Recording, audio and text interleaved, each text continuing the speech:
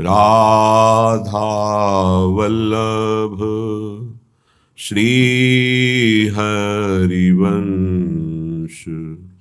राधा वल्लभ श्री हरिवंश। वृंदावनेश्वरी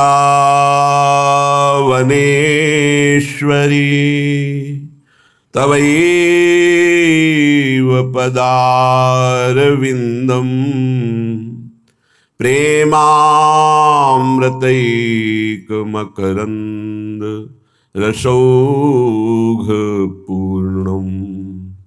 हृद्यर्पितं मधुपतेः स्मरतापमुग्रं निर्वापयत् परमो शीतलमाश्रयामि। परमो शीतलमाश्रयामि। आज इन लोगों ने प्रेरित किया कि भगवान देवादिदेव महादेव जी का शिवरात्रि उत्सव है, तो कुछ शिव चर्चा, शिवलीला कथा। जैसे श्री जी की इच्छा, परम वैष्णवाचार्य भगवान शिव की ही कृपा से इस अधम को वृंदावन और प्रिया जी का परिचय हुआ। अगर वो कृपा ना करते तो हमें तो पता ही नहीं था कि वृंदावन क्या है प्यारी जू प्यारे जू। और राधा वल्लभ लाल जी का प्रादुर्भाव भी भगवान शिव के हृदय से ही हुआ है। अष्टयाम उपासना की स्थापना भगवान देवादिदेव महादेव जी ने ही की है। जहां ये चर्चा आती है कि भगवान शिव का भी प्रवेश नहीं, वहां श्री जी के श्रीअंग श्रृंगार की, श्रीअंगों का श्रृंगार करने का अधिकार केवल ललिता विशाखा आदि सखियां और उनके कृपा पात्र जनों को ही है। चलते हैं परम वैष्णवाचार्य भगवान शिव के पावन यश का कथन श्रवण करके प्रियाजू के चरणारविंद की अनन्य भक्ति की भावना को पूर्ण करें। जब तक शक्ति नहीं है तो शिव में शक्ति हटा दीजिए मात्रा, तो क्या बचा? 100 हुआ ना। यही परम शक्ति है। ये जो परम शक्ति है हमारी श्री जी के अंश से हैं। जितनी भी अम्बा शक्तियां हैं वो स्वामी जी के अंश से हैं। ऐसे अंशी प्रियाजू की चरणारविंद की रति स्पष्ट देवादिदेव महादेव जी की कृपा से मिली है। राधा बाबा की प्रारंभिक उपासना भी भगवान शंकर की ही, उन्हीं की कृपा से राधा राधा राधा और भाव देश में प्रवेश करके प्रिया प्रीतम की सेवा में आज अपने वृंदावन में ही उपस्थित है। पूज्य राधा बाबा, पूज्य भाई जी, बड़े बड़े महापुरुष। गंगा तरंग रमणी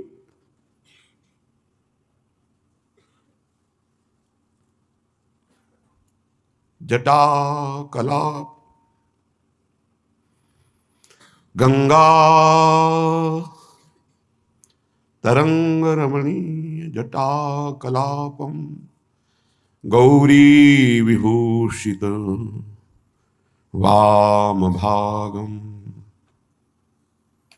नारायण प्रिय मनंग मदाप हारम वाराणसी पुरपति भज विश्वनाथ। वाचामगोचरमनेक गुणस्वरूपम वागीश विष्णुसुरसेवित पादपीठम वामेन विग्रहवरेण कलत्रवंतम वाराणसीनाथ मनाथनाथम वाराणसीपुरपतिं भज विश्वनाथम। भूताधिपं भुजगभूषणभूषितांगं व्याघ्रादिनाम्बरधरं जटिलं त्रिनेत्रं पाशाङ्कुशाभयवरप्रदशूलपाणिं वाराणसीपुरपतिं भज विश्वनाथं। शीतांशुशोभितकिरीट विराजमानम भाले क्षणानल विशेषित पंचबाणम नागाधिपारचित भासुर कर्णपूरम वाराणसीनाथ भज विश्वनाथम पंचाननं दुरितमत्तमतंगजानां नागान्तकं दनुजपुङ्गवपन्नगानां दावानलं मरणशोकजराटवीनां वाराणसीपुरपतिं भज विश्वनाथम् तेजोमयं सगुणनिर्गुणमद्वितीय मानन्दकन्दमपराजितमप्रमेयम् नागात्मकं सकलनिष्कलमात्मरूपं वाराणसीपुरपतिं भज विश्वनाथं रागादिदोषरहितं स्वजनानुरागं वैराग्यशान्तिनिलयं गिरिजासहायं माधुर्यधैर्यसुभगं गरलाभिरामं वाराणसीपुरपतिं भज विश्वनाथम् आशां विहाय परिहृत्य परस्य निन्दां पापे रतिं च सुनिवार्य मनः समाधौ आदाय हृत्कमलमध्यगतं परेशं वाराणसीपुरपतिं भज विश्वनाथं वाराणसीपुरपतिस्तवनं शिवस्य व्याख्यातमष्टकमिदं पठते मनुष्याः विद्यां श्रियं विपुल सौख्यमनंत कीर्तिं संप्राप्य देह विलये लभते च मोक्षं विश्वनाथाष्टकमिदं यः पठेत् शिव सन्निधौ शिवलोको मवाप्नोति शिवेन सह मोदते। नमः पार्वती पतये हर हर हर महादेव। परम वैष्णवाचार्य भगवान शंकर का कृपा प्रसाद किसी न किसी जन्म में हर हरिभक्त को होता है। जा पर कृपा न करहि पुरारी सो न पाओ मुनि भगति हमारी। जिस पर भगवान शंकर की कृपा नहीं हुई वो विशुद्ध हरि की प्रेम लक्षणा भक्ति को कभी प्राप्त नहीं कर सकता। जो भगवान शंकर से तनिक भी अश्रद्धा और द्रोह करे, शिव द्रोही मम दास कहावा, सो नर मोहि सपने हो नहीं भावा। उसे स्वप्न में भी कभी हरि पसंद नहीं कर सकते, हरि कृपा नहीं कर सकते जो भगवान शिव से द्रोह करे। ऐसे करुणा में भगवान शिव से भी द्रोह कर बैठे दक्ष प्रजापति। प्रसंग बड़ा शिक्षास्पद है। जब किसी को पद मिलता है तो पदाभिमान से रहित होना ये केवल भगवत कृपा का ही स्वरूप है, अन्यथा कोई भी पद हो वो पद अभिमान प्रकट कर देता है। को नरयस जन्मा जग माही प्रभुता पाही जाहि मद नाही। कौन ऐसा इस संसार में जन्म लिया जिसको पद मिला हो और अभिमान न हो? वो हम अमुक ये गर्व बना रहता है। विदुर जी ने पूछा, इतने उच्च पद में विराजमान प्रजापति पद, ये ब्रह्मा जी के समान सम्माननीय पद होता है। प्रजापति सबसे बड़े ब्रह्मा जी हैं, तो दक्ष को प्रजापति पद मिला। इतने बड़े ज्ञानी, इतने बड़े प्रजा के रक्षक, इन्होंने भगवान शिव से द्रोह क्यों कर लिया? विदुर जी ने प्रश्न किया। जिन्होंने अपनी परम सुंदरी, परम ज्ञानमयी, जिनका नाम सती जी था, उनका ब्याह भगवान शंकर से किया। फिर भगवान शंकर से हमने सुना कि उन्होंने द्रोह किया, तो कस्तम चराचर गुरुम निर्वैरम शांत विग्रहम। क्या करें, पुरानी दोस्ती है वो, इसलिए मनाना पड़ा था। जब यहाँ तो मनाना पड़ा था कि आप कृपा करके अपने इस लीला को जब इधर भेजा है, तो नहीं तो चित्त जब आसक्त हो जाता है उसको हटाना बड़ा कठिन होता है। ये भगवान शिव ने ही कृपा करके श्री जी के चरणों में दिया। नहीं, असंभव था कि चित्त हट जाए, क्योंकि अनन्य, जिसे अनन्यता कहते हैं, ऐसी कट्टर अनन्यता देवाधिदेव भगवान महादेव जी में उन्हीं की कृपा से थे। अब जैसे उनकी चर्चा होते हो, कैसे इसीलिए जैसे गाड़ी रफ्तार से चल रही हो, एकदम अचानक मोड़ आ जाए तो संभालना मुश्किल पड़ता है। ऐसी अपनी जो सहज चर्चा चल रही है उसमें जैसे अचानक ही मोड़ है कि शिव चरित्र तो चराचर गुरुम निर्वैरम शांत विग्रहम,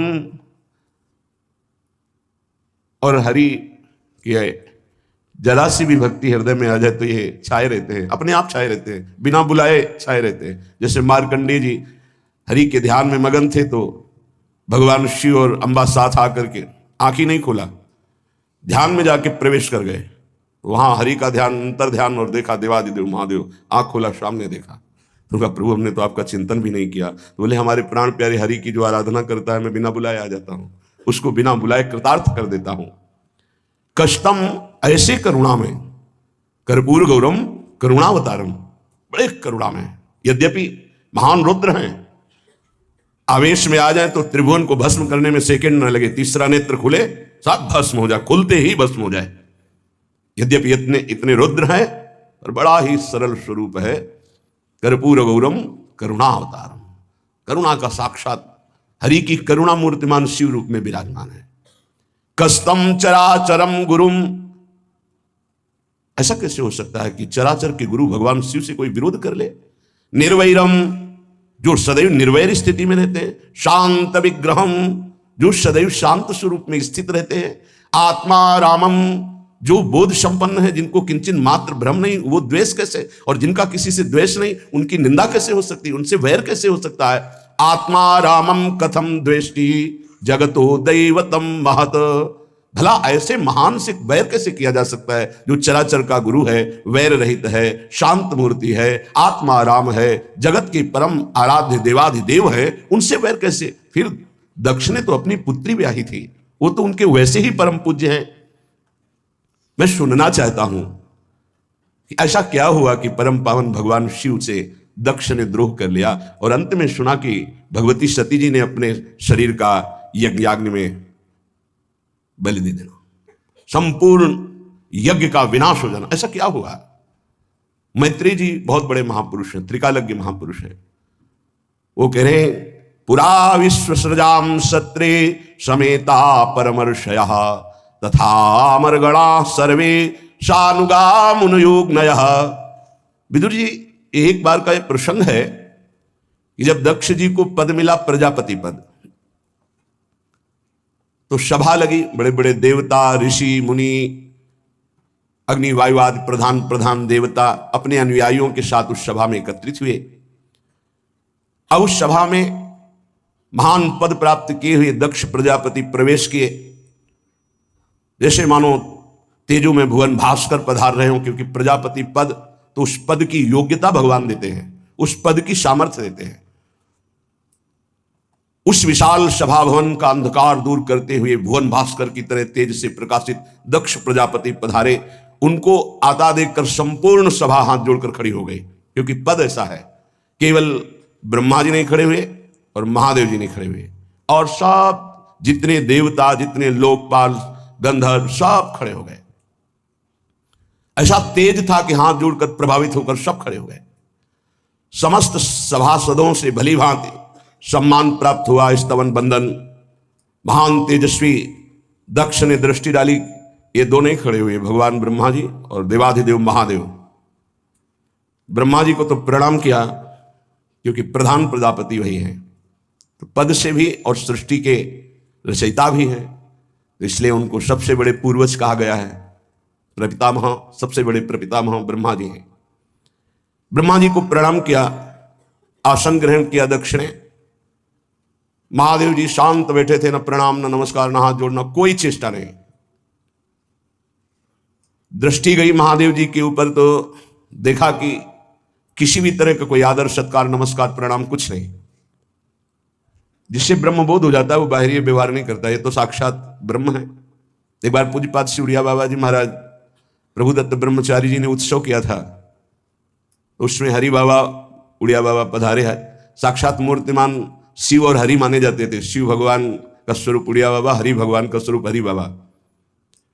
उड़िया बाबा जी आश्रम में बैठे हुए थे तो स्वामी एक रसानंद जी महाराज, जिनके 60 शिष्य ब्रह्मबोध प्राप्त थे, बड़ी महिमा थी, 80 वर्ष की अवस्था होगी, जो सुना उड़िया बाबा आए हैं तो समीप आए। तो ना आसन से खड़े हुए, ना हाथ जोड़ा, ना प्रणाम, ना कुछ नहीं, कोई मुद्रा नहीं, किसी भी तरह का कोई व्यवहार नहीं। वो आए, बैठ गए, थोड़ी देर बैठे रहे, अपने शिष्यों के साथ चले गए।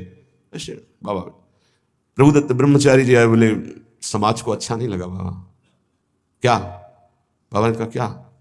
बोले एक रसानंद जी आए थे, आपने प्रणाम नहीं किया, आप खड़े नहीं हुए, आपने हाथ नहीं जोड़ा, बहुत बड़े महापुरुष हैं उनका, तो ये किसी को भी यहाँ अच्छा नहीं लगा। आप हमारे कान में आके कह देते इनको प्रणाम करो, तो प्रणाम कर देते, अच्छा नहीं लगा।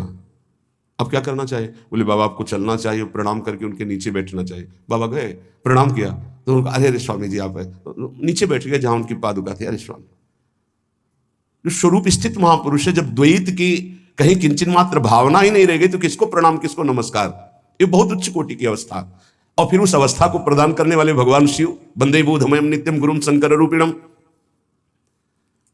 क्रोधाग्नि से जलने लगे दक्ष और कहने लगे देवताओं, वायु अग्नि आदि बड़े बड़े लोकपालों, ब्रह्म ऋषियों, मेरी बात सुनो, मैं किसी नासमझी या द्वेष से नहीं कह रहा हूं, बल्कि शास्त्र सम्मत बात कह रहा हूं।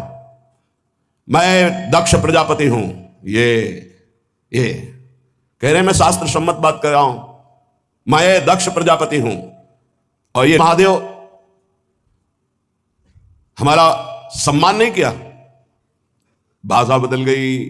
जब सती जी को अर्पित किया था तो चरण धो के पिया था और कहा था प्रभु मैं आपके इस लायक नहीं, मैं आपको कन्यादान कर सकूं। आपने स्वीकार किया मुझ अधम को, तुम्हारी पुत्री को सदा अपनी सेविका समझना और मैं आपका सदैव दास रहूंगा, क्योंकि मैं जानता हूं आप कौन हैं। ये दक्ष प्रजापति बनने के पहले की भाषा थी। और जब प्रजापति बने तो शब्द उनका निकला, सूर्यताम ब्रह्मर्षयो मे सहदेवा सहग्नया साधूनाम ब्रूतो वृत्तम नाज्ञानान च मत्सरात्। मैं कोई मत्सरता से या ज्ञान से नहीं बोल रहा हूं। अयम तु लोकपालानाम यशोग्नो निरपत प्रह सद्भिराचरिता पंथा येन स्तीप्देन दूषिता। महादेव समस्त लोकपालों की कीर्ति को धूल में मिला रहा है। देखो एस में शिष्यताम प्राप्तो यन्मे दुहितुरग्रहित, ये मेरे शिष्य के समान है। ले जगत गुरु भगवान शिष्य के समान है। क्या बुद्धि भ्रष्ट हो जाती है पद से। घमंड स्वयं में है तो महादेव जी में ये घमंड करके सत्पुरुषों के आचरणों का लांछन कर रहा है, मिट्टिया मेट कर रहा है। खड़े होकर मेरा सत्कार नहीं किया। मैंने अपनी परम सुंदरी पुत्री सती इसे प्रदान की। पाणिम विप्राग्नि मुखतः सावित्र्या इव साधुवत। कितनी सुंदर सुशील, अग्नि को साक्षी करके इसको पाणी ग्रहण किया। ये है कौन? पाणी मरकट लोचना, मेरी पुत्री ग्रहीत्वा मृग सवाक्षया, मृग शावक के जैसे नेत्रों वाली सुंदरी। और ये कैसे कठोर शब्दों का प्रयोग किया। पाणी मरकट लोचना, बंदर के से नेत्र वाले को इसका अधिकार था मेरी पुत्री लेने का, पर मैंने दिया मेरी उदारता। ये मेरे शिष्य के समान है। उचित था ये सबसे आगे आकर उठकर मुझे प्रणाम करता, मेरा स्वागत करता। इसलिए वाणी से भी कुछ नहीं, नेत्रों से भी कुछ नहीं। बड़ी गलती हो गई। जैसे अनाधिकारी को वेद, ऐसे इसको मैंने अपनी पुत्री प्रदान कर दी। ये भावी ही समझो नहीं, बिल्कुल अधिकारी नहीं मेरी पुत्री के योग्य। सत्कर्म का लोप कर दिया। बड़ा घमंड में बड़ा दोष उत्पन्न हो जाता है। अहंकार इसीलिए सर्वनाश की जड़ कही गई है। ये अभिमान करके बैठा रहा, धर्म की मर्यादा को तोड़ रहा है। प्रेतों का निवासी, इस स्मशान में विचरण करने वाला, भूतों का मित्र, पागल। अब अभिमान आ गया है तो भूलते चले जा रहे हैं। बाल बिखेरे दिगंबर भटकता रहता है, कभी हंसता है कभी रोता है।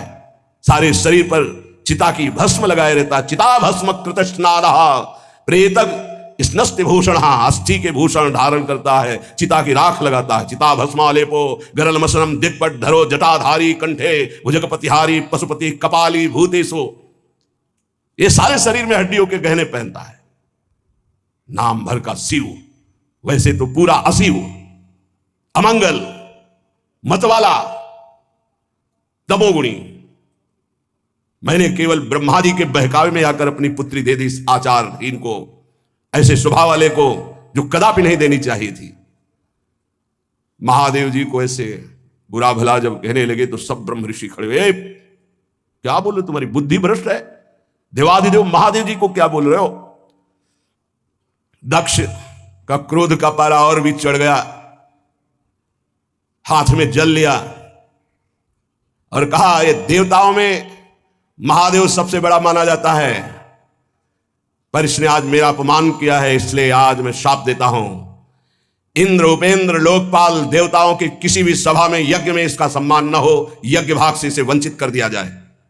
दंड विधान शाप। प्रजापति, आज से किसी भी लोकपालों के साथ, अवायु, अग्नि, इंद्रादि, उपेंद्रादि देवताओं के साथ ही बैठकर यज्ञ भाग नहीं लेगा, मैं शाप देता हूं। उपस्थित बड़े बड़े ब्रह्म ऋषियों ने कोलाहल किया, रहे तुम्हारी बुद्धि नष्ट हो गई, ऐसा कैसे बोल दिया आपने? महादेव जी को कोई मतलब नहीं, कोई मतलब नहीं, शांत। ये है ब्रह्म स्थिति, शांत बैठे हैं।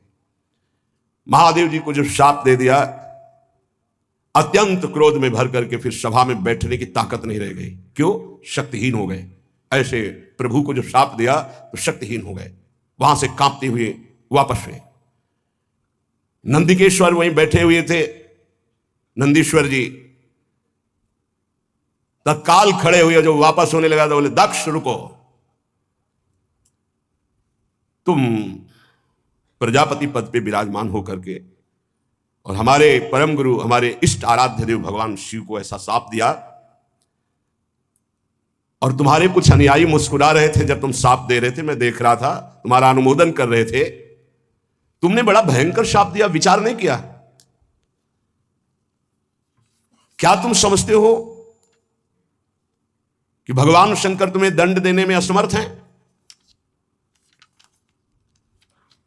वो तो नहीं बोलेंगे, मैं उनका एक सेवक हूं।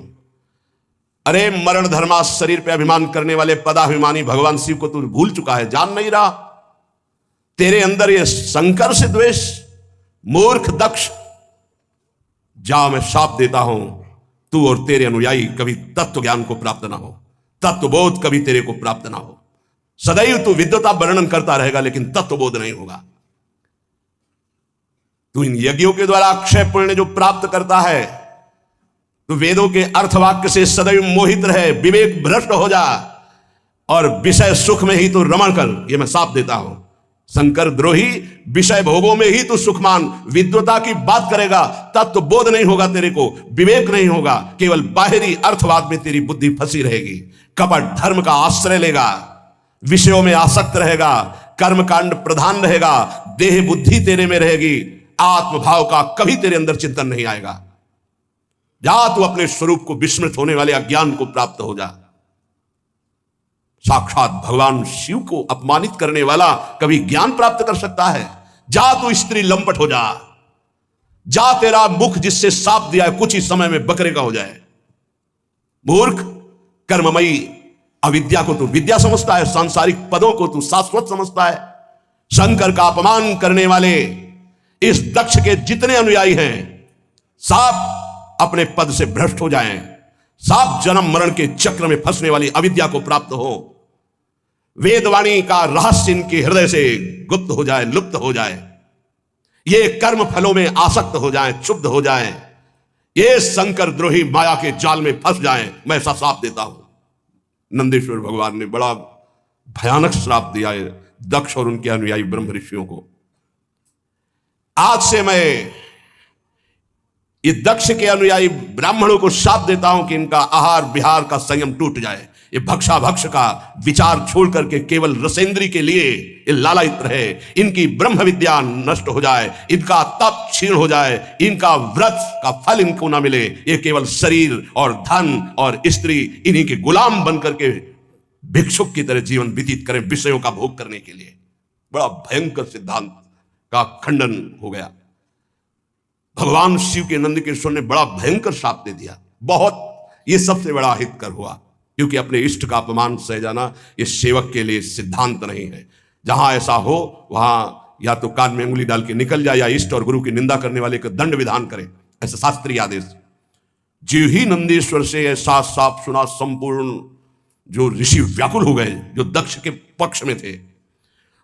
उनमें भृगु जी खड़े हुए और कहा, ब्रह्म ऋषियों को तुमने शक्तिहीन समझ रखा है, तुमने तो ब्रह्मदंड का प्रयोग कर दिया समस्त ब्राह्मणों को, जो दक्ष के अनुयायी हैं, कितना बुरा शाप दे दिया। तो जाओ मैं शाप देता हूं। बड़े कमंडल उठ गए भाई, वो अपने जल लिए, मैं शाप देता हूं, शास्त्र के विरुद्ध वेश धारण करने वाले और पाखंड का सेवन करने वाले जो शिव अनुयायी हैं वो हो जाए, ऐसा शाप दे दिया। बड़ा विचित्र। भौरत धरा ये च तान समनुव्रता पाखंड्य नस्ते भवंती सत्शास्त्र परिपंथिनः। शौचाचार विहीन, मंदबुद्धि, जटा और राख धारण करने वाले, ऐसा शाप दे दिया तुमने ब्राह्मणों को। जाओ तुम लोग जो ब्राह्मणों की निंदा की है, इससे तुम्हारे अंदर पाखंड जागृत हो जाए, ऐसा शाप दे। बड़ा सापा सापी शुरू हो गया। भगवान शिव कुछ नहीं बोल रहे, ना अपने परिकर को ना उन परिकर को। भृगु जी के साथ देने के बाद भगवान शंकर उठे, बाघंबर समारोह चल दिया। कोई मतलब नहीं, कोई मतलब। यह है ब्रह्म बोध प्रदान करने वाले जगत गुरु भगवान शिव की स्थिति। प्रजापति लोग उस सभा में एकत्रित हुए कि भगवान श्री हरि को प्रसन्न करने के लिए यज्ञ की जाए। प्रजापतियों ने श्री गंगा जी यमुना जी के संगम में प्रयागराज में यज्ञांत स्नान किया और मंगल गान करते हुए सब अपने अपने गृह को गए। बड़ा मंगल हो गया शिव और भगवान के पार्षदों में, जो भगवान शिव के पार्षद और दक्ष में ऐसा अंदर से बड़ा बैर विरोध दक्ष रखते भगवान शिव से। अभिमान बहुत बढ़ गया था। भगवान शंकर का अपमान करने के लिए यज्ञ का अनुष्ठान किया। बड़े बड़े यज्ञ किए, वाजपेयी आदि, बृहस्पति शव आदि यज्ञ, लेकिन कहीं भी शिव भाग नहीं रखा। इन महान यज्ञों में ब्रह्म ऋषि, देव ऋषि, पितर देवता सब अपनी पत्नियों के साथ पधार रहे थे। दक्ष सबका निमंत्रण किए थे, स्वागत सत्कार किए थे। और ये देवता लोग भी बड़े विचित्र, और मार्ग से जाते, कैलाश के ऊपर से जाने की जरूरत थी। सती जी ने देखा कि बड़े विमानों में कोलाहल करते हुए परिवार का परिवार यात्रा कर रहा है। अब जैसे हेलीकॉप्टर, तो इसमें ड्राइवर की जरूरत है, तेल की जरूरत है, फेल भी हो सकता है। लेकिन विमान में ना ड्राइवर की जरूरत है, ना तेल की जरूरत है, ना फेल होगा। चलो जहां दक्ष प्रजापति का यज्ञ हो रहा है वहां चलो, कैलाश के ऊपर से चलो। ऐसा तो ऐसे कैलाश के बगल से ही ऐसे निकल रहे थे, तो सती जी ने देखा और सब बातें कर रहे थे दक्ष के यज्ञ की। सती जी ने सुना कि यज्ञ तो मेरे पिता का हो रहा है और सब लोग जा रहे हैं, हमारे यहां निमंत्रण नहीं आया, और वो हमारे कैलाश के समीप से निकल रहे हैं। विमानया सब प्रेष्ठा निष्कंठी सुवाससहा। बहुत सुंदर हार वगैरह धारण किए हुए उनकी पत्नियां, और हंस हंस करके कि हमको तो ऐसा निमंत्रण आया, हमको तो ऐसा, और सब सुन रही सती जी। बड़ी उत्सुकता हुई और कहा, देवाधिदेव मेरे पिता के यहां उत्सव हो रहा है, निमंत्रण नहीं आया, क्या मैं जा सकती हूं? वामदेव, मैंने सुना है इस समय इस शरीर के पिता और आपके ससुर बड़ा भारी यज्ञ उत्सव कर रहे हैं, सब निमंत्रण में जा रहे हैं, हम भी चले? क्योंकि अपने आत्मियों से मिलने का मन करता है। मैंने देखा इन विमानों में हमारी बहनें भी थी जो अपने पतियों के साथ थी, बड़े सुंदर गहने आदि धारण किए हुए प्रसन्न मुद्रा में जा रही थी। बहुत समय हो गया मैंने अपनी मां को नहीं देखा, उत्सुकता हो रही है हमको भी। शिव कल्याण में ब्रह्म ऋषियों के द्वारा रचा हुआ महाश्रेष्ठ यज्ञ हो रहा है, वैदिक मंत्रों से भगवान श्री हरि की प्रधानता है, चलना उचित होगा। अजन्मा प्रभु, आप ही जगत की उत्पत्ति हेतु और पालन करने वाले, मुझे पता है आप ही त्रिगुणात्मिका माया के सृजन करता है। मैं आपसे प्रार्थना करती हूं, बहुत दीन हो रही हूं, क्या आप मुझे मेरे पिता के पास ले चलेंगे, माता के दर्शन कराएंगे, यज्ञ का उत्सव में सम्मिलित होने का सौभाग्य मिलेगा? कुछ नहीं बोले भगवान से। काहे नीलकंठ, आप जन्म रहित हैं, अजन्मा हैं, आप में भले उत्साह ना हो पर मेरा जन्म हुआ है, वो मेरे मां पिता है, मैं दर्शन करना चाहती हूं, उनसे मिलना चाहती हूं। देखो ना आकाश में कैसे राजहंस जैसे उड़ते विमान और उनमें हमारी बहनें जा रही हैं। ऐसी अवस्था में कौन ऐसा होगा जो अपने माता पिता के उत्सव में सम्मिलित ना हो? प्रभु हो सकता है आपको ऐसा उत्तर देने का मन हो कि उन्होंने निमंत्रण नहीं दिया, तो पति के गृह, गुरु के पास और माता पिता के यहां बिना निमंत्रण के जाना चाहिए, शास्त्रीय सिद्धांत है। ये अंबाजी कह रहे, सती जी कह रहे, भर्तुर गुरुर देह कृतश्च केतनम, गुरु के गृह में, पति के घर में और माता पिता के पास बिना निमंत्रण के जाया जाए, ऐसा शास्त्रीय सिद्धांत। निमंत्रण आए तो खास बात नहीं है, बिना निमंत्रण के भी जाए, गुरु के यहां, पति के यहां और माता पिता के यहां। इसलिए आप शायद ये कहना चाहते हो कि निमंत्रण नहीं आया तो मैं नहीं लेवा चलूंगा, तो सिद्धांत है, आपको हमारी इच्छा की पूर्णता करनी होगी। और आपको मैं याद दिला देती हूं कि आपने मुझे अर्धांग में विराजमान किया है, मैं उसी सम्मान को आपको याद दिला रही हूं कि मैं आपकी अर्धांग हूं, याचना करती हूं, अनुग्रहित कीजिए, मुझे हमारे माता पिता के पास भेज दीजिए। सती जी की बात सुन करके भगवान शंकर थोड़ा मुस्कुराए, कहा सुंदरी तुमने ठीक कहा कि बिना निमंत्रण के भी जाया जा सकता है। तो योदितम शोभनमेव शोभने अनाहुता अप्यभियंति बंधुषु ते यदुत्पादित दोष दृष्टयो बलीय सानाम्य मदेन मन्युना। यद्यपि माता पिता पति और गुरु के यहां बिना बुलाए जाना चाहिए, सिद्धांत है, पर तदपि विरोध मान जहां कोई तहां गए कल्याण न होई। यदि माता पिता तुम्हारे वैर मानते हो तो फिर नहीं जाना चाहिए, फिर नहीं जाना चाहिए। देहाभिमानी मद क्रोध से प्रबल हुआ, यदि वो अपमान करता हो तो फिर नहीं जाना चाहिए। यह सिद्धांत वहां चलता है जहां देहाभिमान रहित होकर के, मद रहित होकर के, दोष द्वेष रहित होकर के वो जो रिश्ते हैं उनका पालन किया जाता है।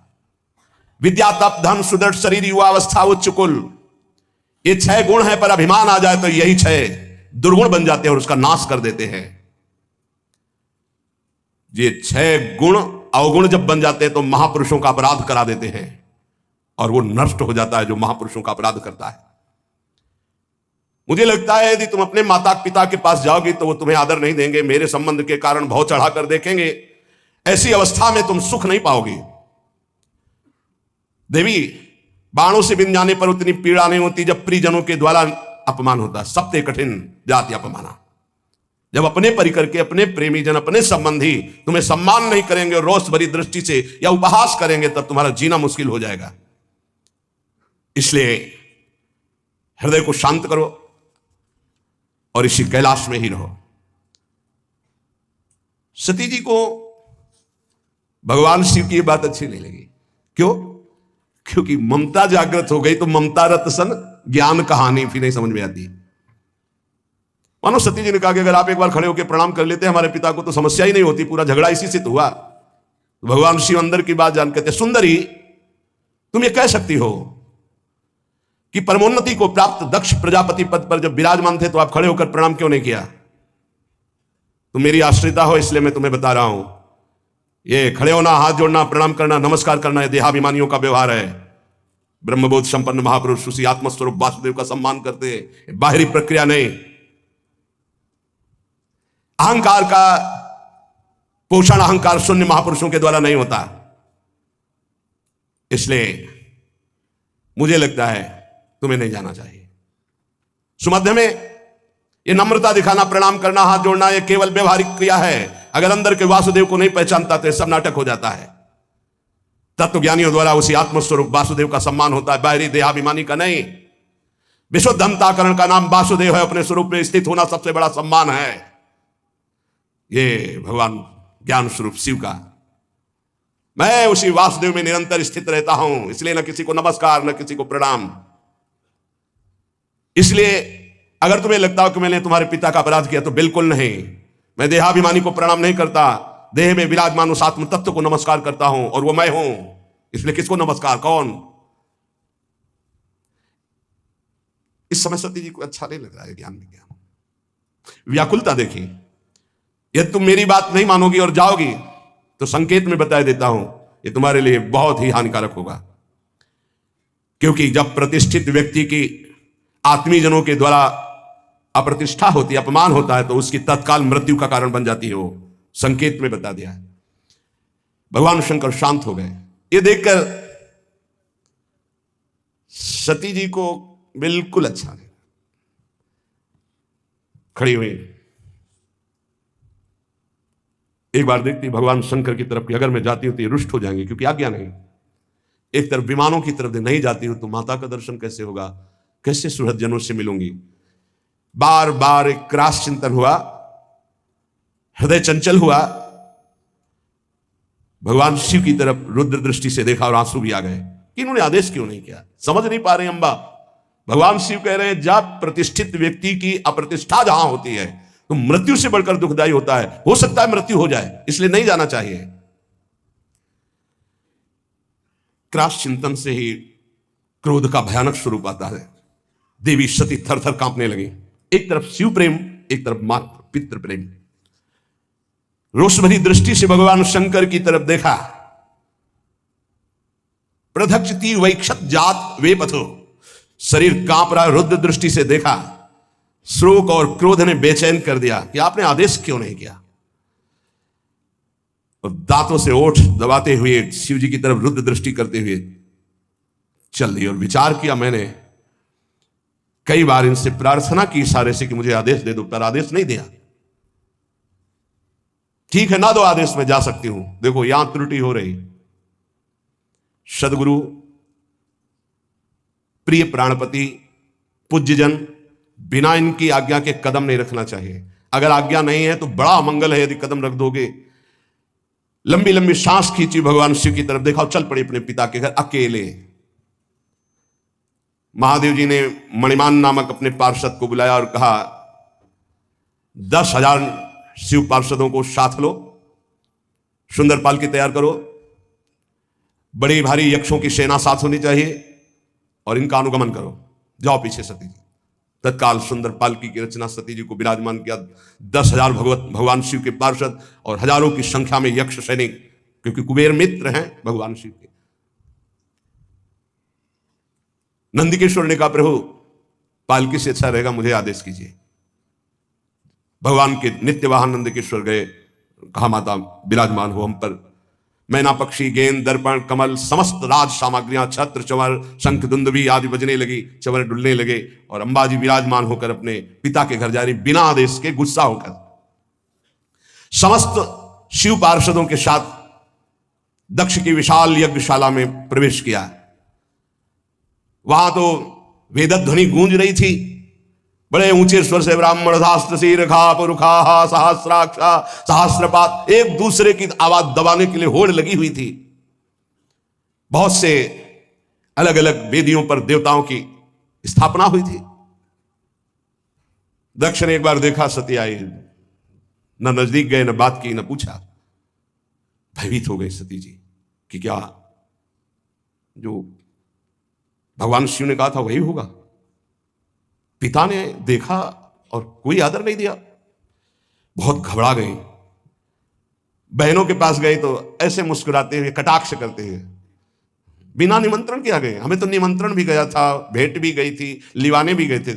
शायद आपके यहां निमंत्रण तो गया नहीं होगा, कोई लिवाने तो गया नहीं होगा। बहुत चोट सती जी के हृदय में। एक केवल अगर प्यार से मिली तो माता मिली, गले से लग करके। गदगद हो गई सती जी माता के मिलने पर। सती जी ने पूरी यज्ञशाला में देखा कहीं भगवान शिव का कोई स्थान नहीं। ये देखते ही माता के द्वारा मिला हुआ प्यार भस्म हो गया, हृदय जलने लगा। सर्वलोक महेश्वरी देवी शक्ति की अधिष्ठात्री अंबा, उन्होंने पूरे यज्ञ मंडप पे देखा, सब उत्साहित हैं, कहीं भी भगवान शंकर का कोई भाग नहीं। तो उन्होंने कहा ऐसा नहीं हो सकता कि प्रभु से बढ़कर प्यार माता पिता का हो। अपार क्रोधाग्नि प्रकट हुई। ऐसा लगा संपूर्ण लोगों को भस्म करने के लिए अंबा ने ठान लिया है। कहा दक्ष, अब पिता नहीं कहा, पिताश्री नहीं कहा, दक्ष तुझे कर्मकांड के अभ्यास से बड़ा घमंड है। हमारे प्राण प्रीतम शिव से द्वेष करता है। सती जी का ऐसा बोलना हुआ कि शिव पार्षद टूट पड़े ब्रह्म ऋषियों पर यज्ञ विध्वंस करने के लिए। सती जी ने सबको रुको, जब तक हमारा आदेश न हो तब तक दंड किसी को मत दो। सती जी ने कहा भगवान शंकर परम करुणा में उनसे तू द्वेष करता है। सब लोग मुझे कहेंगे कि ये दक्ष की पुत्री है, ये शरीर दक्ष से निर्मित है, और तू हमारे प्राण प्रीतम शिव की निंदा करने वाला, शिव का विरोधी, यज्ञ में कोई शिव भाग नहीं। अरे कोई वाणी से भी निंदा कर दे तो सर्वनाश हो जाए, तू तो हृदय से उनसे द्वेष करता है। ऐसा कौन होगा तेरे जैसा जो महादेव से विरोध करे? जो दुष्ट मनुष्य स्वरूप शरीर को और स्वरूप पदों को पाकर अभिमान करता है, शिव की निंदा करता है, आश्चर्य है कि वो अपने सर्वनाश को नहीं जानता। इतने बड़े महान अपराध करने पर भी भगवान शिव ने तेरे लिए कोई दंड विधान नहीं किया। तू महापुरुषों का निंदक, जघन्य अपराधी, दुष्ट पुरुषों में शोभा पाने वाला है दक्ष के प्रति। ये है अपने इष्ट का प्रेम, शिव। ये दो अक्षर जिसकी जिह्वा से निकल गए, कभी कोई पाप उसको दंड नहीं दे सकता। अहो ऐसे पवित्र कीर्ति देवाधिदेव महादेव शिव की तूने अपमान वृत्ति धारण की। तू अमंगल रूप है, तेरे अमंगल रूप से पैदा हुए इस अमंगल रूप शरीर को रखना मेरे लिए असह्य नहीं होगा। जब मैं जाऊंगी तो दक्ष पुत्री कहेंगे भगवान शिव, इसलिए इस शरीर को मैं नहीं रखूंगी। जो मेरे प्राण प्रीतम आराध्य देव की विरोधी अंश से पैदा हुआ ऐसे शरीर को नहीं रखूंगी। है निरंकुश, धर्म की मर्यादा का तूने विस्मरण कर दिया है। आश्चर्य यह होता है कि इष्ट का प्रेम कितना जोर का होता है। मात्र पितृ प्रेम से ऐसा लगा था कि भगवान शिव की अवहेलना करके सती जी आ रही, लेकिन हृदय में कितना गुह प्रेम अपने आराध्य देव के प्रति है। वैसे तो शास्त्र आज्ञा यही कहती कि अपने इष्ट और अपने पूज्य का अपमान होने पर शक्ति हो तो बलपूर्वक उसको दंड देकर बकवाद करने वाली अमंगल रूप दुष्ट जिह्वा को उसी समय काट डालना चाहिए। छिंदात प्रशय्य रुशति मसतिम प्रभुश्चे जिह्वामसूनपि ततो विसजेत धर्मा, ऐसा धर्म आदेश करता है। नीलकंठ भगवान करुणा समुद्र शिव की निंदा करने वाले, अगर कोई निंदनीय वस्तु खा ली जाए तो वमन करना ही उचित होता है। इसलिए तेरी निंदनीय अंश से इस शरीर की रचना हुई है, अब इसको रखना ठीक नहीं है।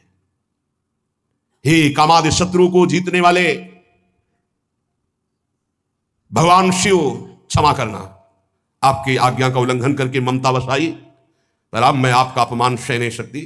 आचमन किया, नया पीला वस्त्र धारण किया, आंख मूंदी, योगाग्नि का चिंतन किया, शिव शिव शिव शिव शिव। तत्काल श्री चरणों से अग्नि पैदा हुई और योगाग्नि में शरीर भस्म हो गया।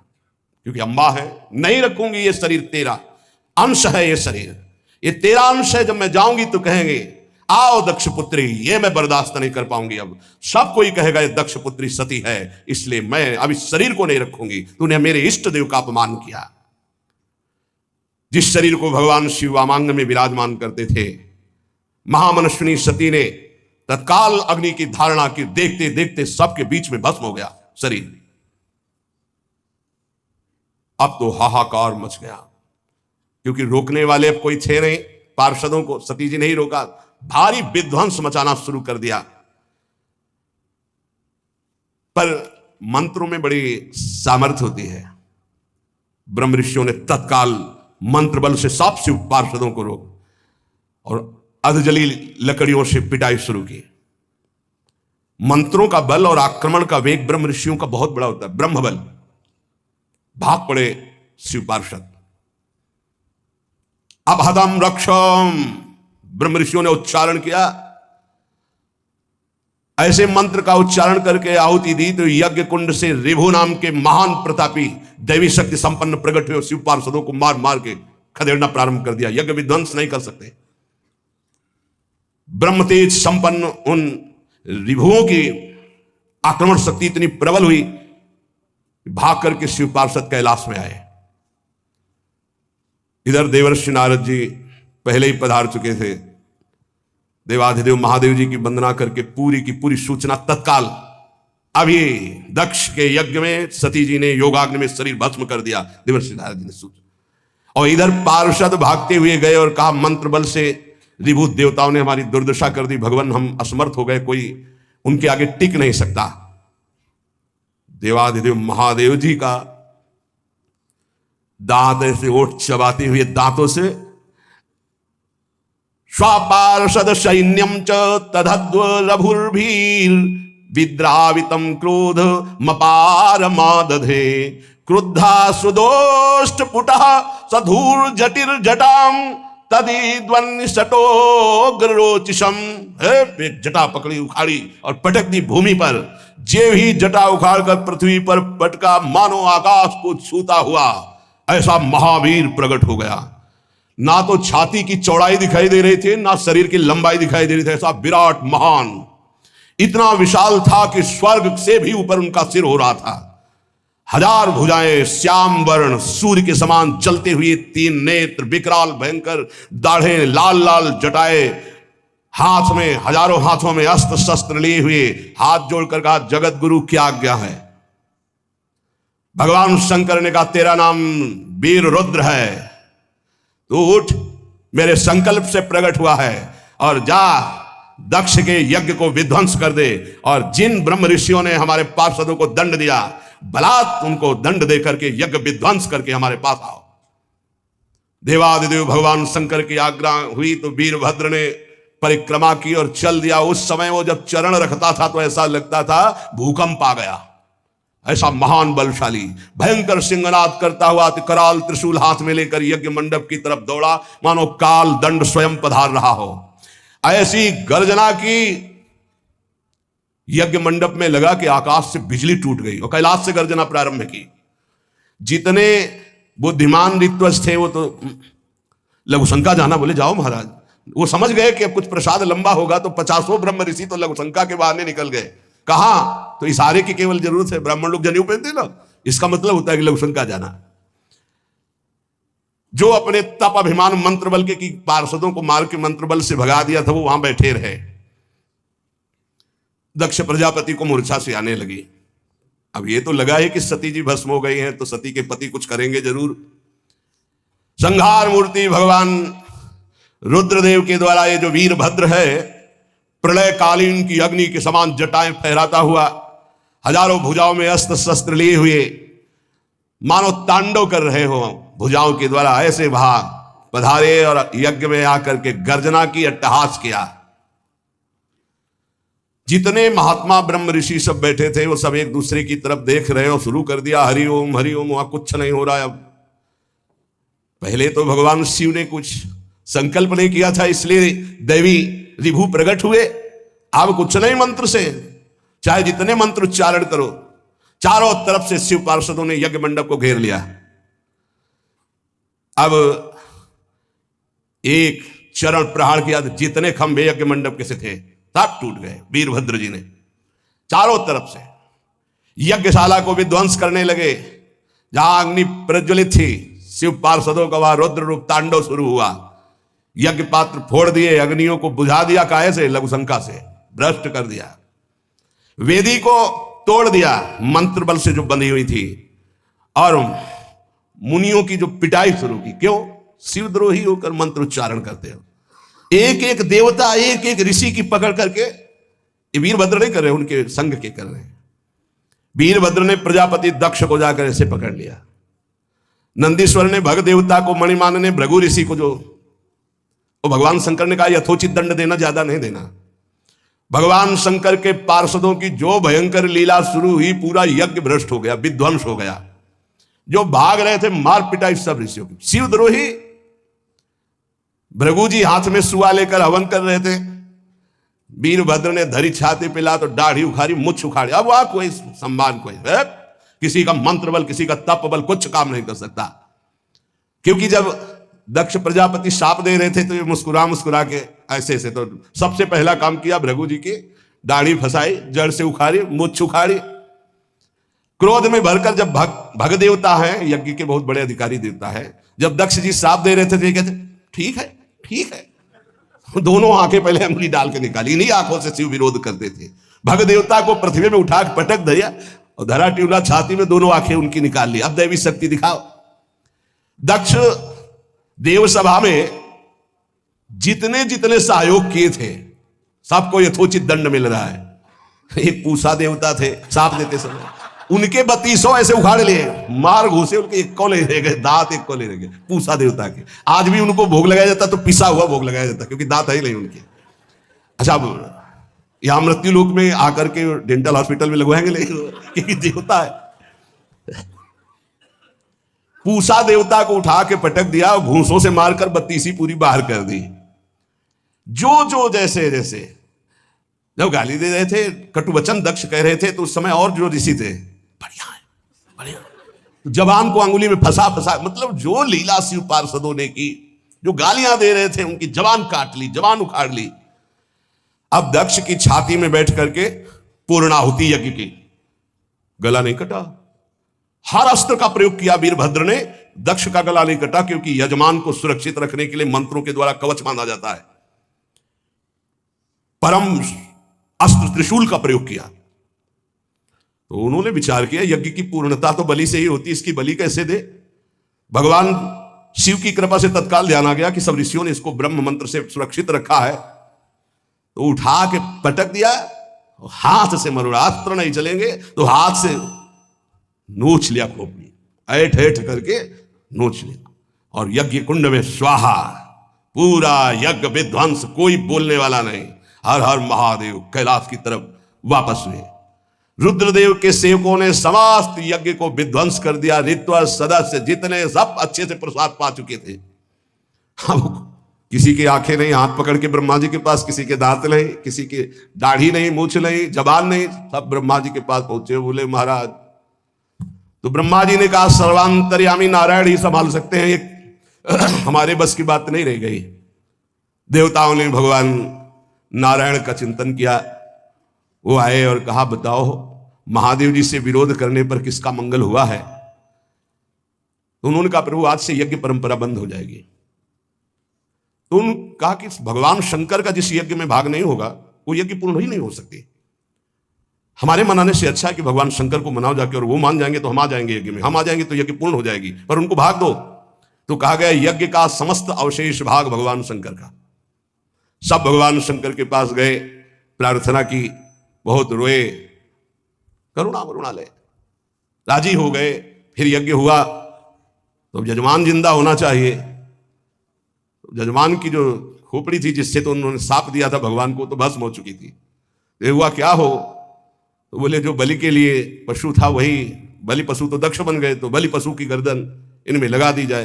तो बकरे की गर्दन लगा दी गई। तो दक्ष जी खड़े होकर अब जिस जबान से साप देते थे उससे बोलने की क्षमता वो खत्म हो गई। भगवान शिव के चरणों में जब गिड़गिड़ाए पढ़ करके प्रसन्न हुए, बोले यज्ञ पूर्ण होनी चाहिए।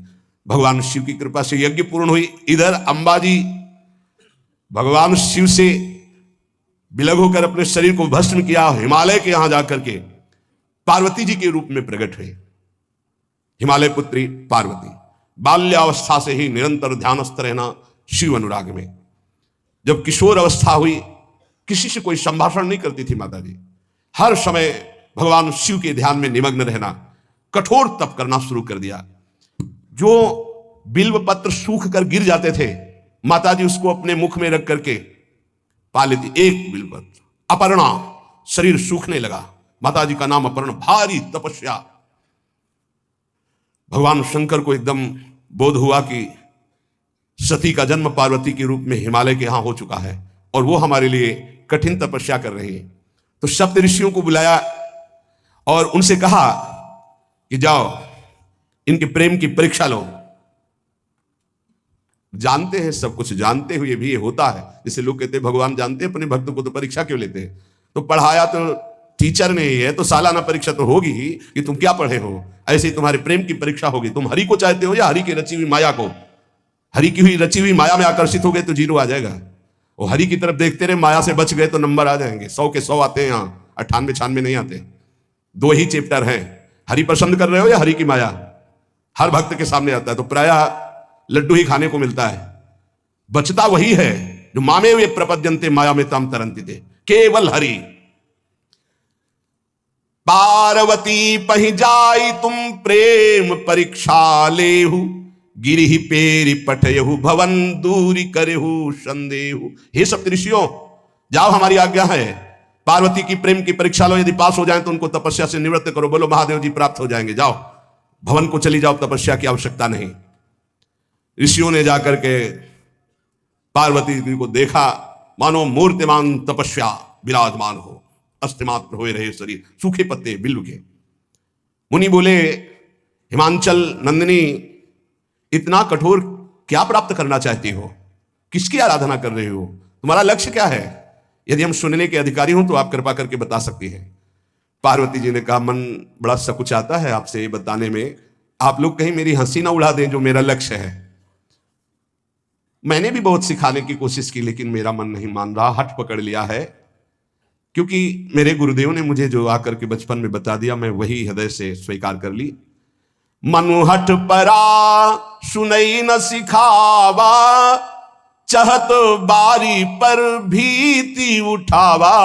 नारद कहा सत्य सुई जाना, बिनु पंखन हम चाहि उड़ाना। मुनियो, वैसे आप भी हंस दोगे, ऐसा लगता है जैसे हम भारी प्रबल धारा में बालू का बांध बनाना चाहती हैं। कहां भगवान शिव और कहां मैं? मेरे गुरुदेव नारद ने बचपन में आकर के कहा, तुम्हारे पति देवाधिदेव महादेव होंगे। बस मैं तब से अपने पति की प्राप्ति की आराधना कर रही हूं। पता नहीं आप मेरी बात सुनकर हंसेंगे कि मानो बिना पंख के मैं आकाश को छूना चाहती हूं। ऋषि हंस पड़े और कहा, बात तो सही है, पर्वत से उत्पन्न हुई हो तो इसलिए तुम्हारी बुद्धि भी हमें लगता है जड़ ही है। नारद के उपदेश से आज तक किसी का घर बसा है? नारद के उपदेश से किसी का घर बसा है? अरे जिसका उपदेश किया उसको बैरागी बना दिया, गृहस्थी तो बनाया नहीं। नारद उपदेश सुनकर किसी का घर बसा हो ऐसा तक प्रमाण नहीं है। देखो, दक्ष के पुत्रों को उपदेश किया, 10,000 एक, कोई 1,000 एक, लौट कर नहीं आए, सब बैरागी बन गए। चित्रकेतु को उपदेश किया, घर चौपट हो गया। प्रहलाद जी को उपदेश किया, पूरा हिरण्यकश्यप का नाश हो गया। नारद सिख जे सुनहि नर नारी, अवसि होई तजी भवनु भिखारी। तुम्हारे गुरु नारद जी की जो सीख सुना बर्बाद हो गया, बाबा जी बन गया, भजनानंदी बन गया।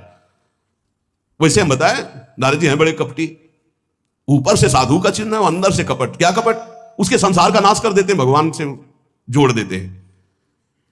मुझे नारद जी की बात कम समझ में आती है। ये उल्टा बोल रहे ऋषि परीक्षा के लिए, गुरु निष्ठा हटाने के लिए, समझ रहे हो? पार्वती जी ने कहा बचपन में मेरे गुरुदेव ने बता दिया, वही मैं। नारद जी की बात आज तक घर किसका? जो नर नारी नारद की बात सुने भवन त्याग करके भिखारी बन गया, प्रमाण है। उनके वचनों पर तुम विश्वास मान रही हो। महादेव जी को पति निर्गुण नीलाज कुबेश कपाली, अकुल अगेह दिगंबर ब्याली। नारद जी ने तुम्हें भगवान शिव को पति बिल्कुल निर्गुण समझो। निर्गुण का मतलब दूसरा भी अर्थ होता है, और एक अर्थ होता है कि कोई गुण नहीं। नीलाज, नंगे धड़ंगे घूमते कभी कभी। दिगंबर, कोई लज्जा नहीं। कुबेश, भाई सुंदर मुकुट लगाए हो, पोशाक पहने हो, नहीं, चिता की भस्म लगाए, मुन्नों की माला पहने, बहुत बाघंबर डाल लिया, ये कुबेश है। कपाली, मनुष्य के मुन्नों की माला। अकुल, आज तक कोई पता नहीं लगा कि किस कुल के हैं महादेव जी, क्योंकि सब कुलों के मूल है, मूल का मूल वही है, उनके मूल कोई है नहीं। आगे एक दीवाल नहीं है, 60,000 योजन का एक बरगद का पेड़ है, उसी के नीचे रहते। 60,000 योजन, 1 योजन 4 कोस, 1 कोस 3 किलोमीटर। कितना बड़ा वटवृक्ष कैलाश में, एक वटवृक्ष जिसके नीचे रहते 60,000 योजन का। 6 ऋतुएं शोभा देती उसी वटवृक्ष के। और कोई घर तो है नहीं महादेव जी के। और आभूषण भूल मत करना, बड़े बड़े विषैले सांपों का आभूषण कोई सोना चांदी नहीं पहनते महादेव जी। हमें लगता है ऐसा दूल्हा के लिए ऐसा तप। नारद जी ने ठग लिया तुम्हें, पागल बना दिया तुम्हें। देवाधिदेव महादेव के सुनो, इन्हीं ने शिक्षा दी थी सती को। ऐसे बौरे पति मिले, आग में जाके शरीर भस्म करना पड़ा। इसलिए हम तुम्हें बता रहे हैं कि बहुत सुंदर दूल्हा हम देख के आए हैं। हम जान गए थे कि तुम तपस्या कर रही हो। हरि का नाम सुना है? बैकुंठ में रहते हैं, बहुत सुंदर हरि है। यदि उनका आप वर्ण कर ले तो सुखी हो जाएंगे। वैकुंठ राजधानी, अब आभूषण उनके क्या कहना, पार्षद सही। ऐसे शिव जो चिता की राख लगाते हैं, सांपों की माला पहनते हैं, मुंडों की माला, सांप का जनेऊ, बाघंबर, हमें तो पसंद नहीं आए। और हमारी बात मान लो, ऐसे के पास स्त्रियां टिक नहीं सकती जिनके घर नहीं, आभूषण नहीं, धन नहीं, कोई भोग सामग्री नहीं, उदासीन, उनको किसी से मतलब नहीं। तो सुनो, हमारा विचार स्वीकार कर लो। अति सुंदर सुचि सुखद सुशीला, गावहि वेद जासु जस लीला, असबर तुम्हि मिलावब आनी। बहुत सुंदर त्रिभुवनपति, बड़े सुशील गुणवान, जिनका यश वेद गाते गाते अघाते नहीं है, कोई दोष नहीं, सद्गुणों के समुद्र, लक्ष्मीपति, वैकुंठाधिपति। तुम्हें कुछ नहीं करना, हां बोलो, वो आएंगे, गरुड़ पे बैठाल के ले जाएंगे, तपस्या करने की जरूरत नहीं। पार्वती जी बहुत हंसी, सुनती भी हंसी कहा वचन भगवान। अच्छा अच्छा अच्छा, आपने ठीक कहा कि पर्वत से हमारा प्रादुर्भाव हुआ है, इसलिए आपको यह भी पता होगा कि पर्वत बहुत हठीला होता है, जहां डटा है वहीं डटा रह सकता है। सुनो, पर्वत से सोना भी उत्पन्न होता है, जो आग में जलाने पर भी अपना तेज बढ़ाता है, घटाता नहीं। तुम मेरे गुरुदेव के प्रति ऐसा बोले कि वो जिसको उपदेश करते हुए उसका घर उजड़ जाता है, तो बसौ भवन उजरो नहीं डरो, पर नारद बचन न मैं परिहरऊं। अपने गुरुदेव के एक भी शब्द को मैं नहीं काट सकती, चाहे मेरा जीवन रहे या ना रहे। बसन हमारा और हमारा भवन, हमारा श्रृंगार, हमारा सर्वस्व, ये मिले या ना मिले, पर हमारे महादेव जी मुझे मिले। तुम आभूषणों की, वसन भूषण की बात कर रहे हो, ग्रह की बात कर रहे हो, पद की बात कर रहे हो। गुरु के बचन प्रतीति न जेहि, सपने हूं सुगम ना सुख सिद्धि तेहि। एक बात तुम्हें बता दूं सप्तऋषियों, जिसे अपने गुरुदेव के वचनों पर विश्वास नहीं, गुरुदेव का भरोसा नहीं, उसे कभी कोई सुख और सिद्धि कदा प्राप्त ही नहीं हो सकती। महादेव अवगुण भवन विष्णु सकल गुण धाम, जय कर मनुरम जाहि संते ही संकाम। आपने बताया कि महादेव में कोई गुण नहीं है और विष्णु समस्त सद्गुणों के धाम है, मैं मानती हूं, लेकिन मेरा मन महादेव जी से रम गया है।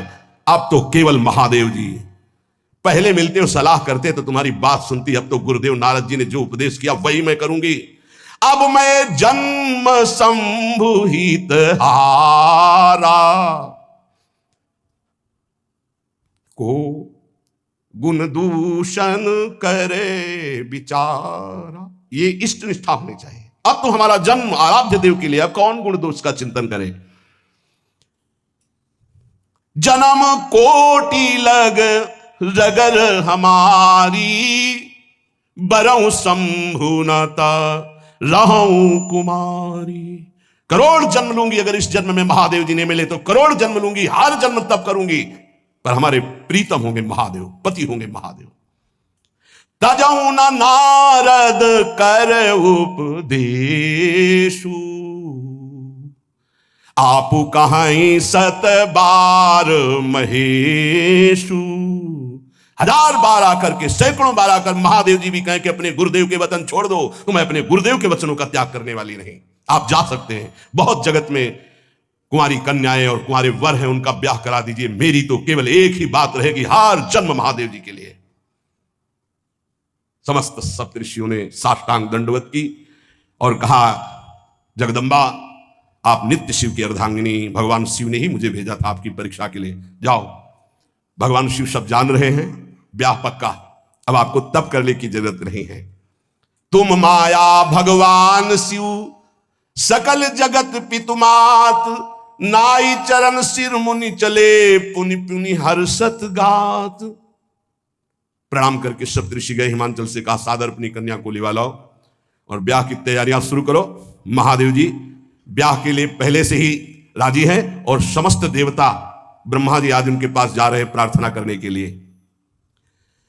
इधर जब पार्वती जी को लेकर हिमालय अपने घर पे आते हैं, तब भगवान विष्णु, समस्त देवता, ब्रह्मा जी कैलाश पहुंचे, जहां भगवान शिव विराजमान थे। सबने स्तवन किया और कहा, प्रभु बहुत दिन से एक लालसा है, सकल सुरन के हृदय शंकर परम उछाहु, निज नैनन देखा चाहे नाथ तुम्हार विवाह।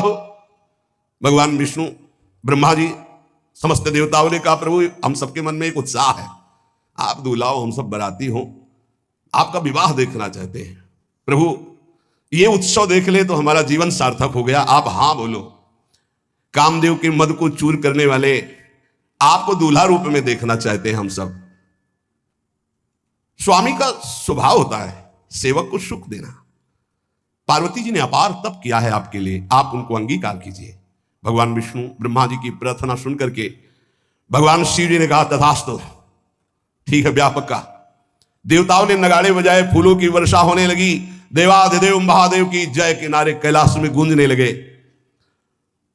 सप्तऋषि भगवान शिव के पास आए, कहा प्रभु बड़ी अनन्य है पार्वती जी आपकी, अखंड प्रेम है, हमने बड़ा छल करके उपदेश किया, लेकिन उन्होंने कहा कि मैं नारद जी का उपदेश नहीं त्याग सकती, करोड़ों जन्म लूंगी और हर जन्म महादेव जी के लिए।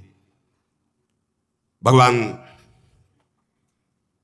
शिव जी की आंतरिक वृत्ति जो पार्वती जी की प्रीति की है उसे कोई नहीं जानता। बहुत विरह में रहे, ऐसा न समझे कि देवाधिदेव महादेव जी परम उदासीन है, नहीं, सती जी के वियोग में बड़ी विचित्र दशा महादेव जी की हुई थी।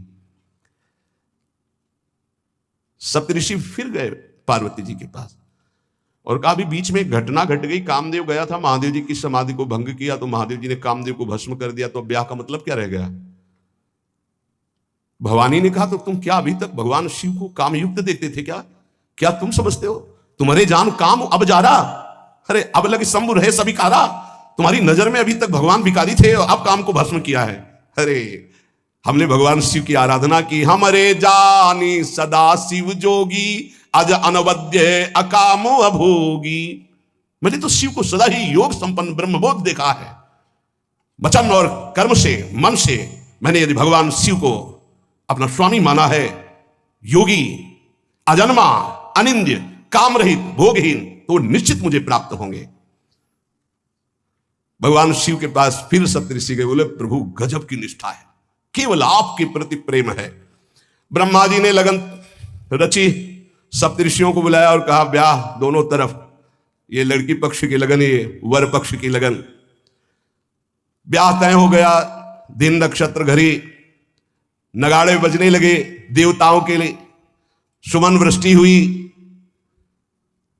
ब्रह्मा जी ने सबको बुलाया, हिमालय ने सबको निमंत्रण दिया, बड़े बड़े पर्वत भेंट लेके आ रहे हैं, बड़े बड़े रसनिधि समुद्र भेंट लेकर के आ रहे हैं। वहां भोजन पान के लिए हिमालय के पास कोई कमी थोड़ी थी, रस की नदियां बह रही थी, विविध प्रकार के रस, विविध प्रकार के फल, विविध प्रकार के भोग वहां सब व्यवस्थित किए जा रहे हैं। ब्रह्मा जी ने कहा देखो सबसे पहले नारायण की समाज रहेगी, दूल्हे की नहीं रहेगी, नहीं तो गाली ही पड़ेगी। हिमालय के यहां प्रवेश पाने के लिए बरातियों में सबसे पहले नारायण, फिर देवराज इंद्र का परिकर, वायु देवता, अग्नि देवता, सब देव, सबसे पीछे दूल्हा की बारात। बात तय हो गई। ऐसे ऐसे सब लगे संवारन सकल सुर, वाहन विविध विमान, हो ही सगुन मंगल सुबद, करहि अप्सरा गान। सब अपने अपने वैभव संपन्न सब तैयार हो रहे हैं। बोले महाराज दूल्हे को तैयार किया जाए।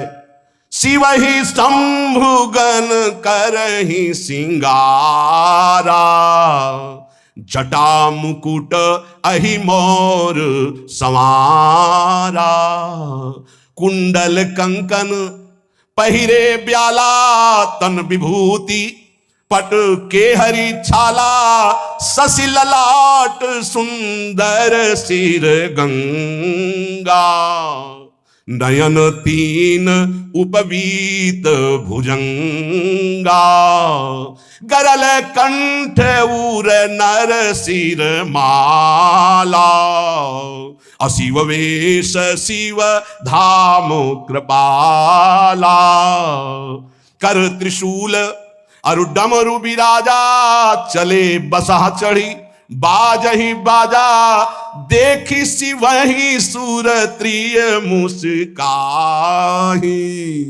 बरलायक दुल्हनी जगनाही।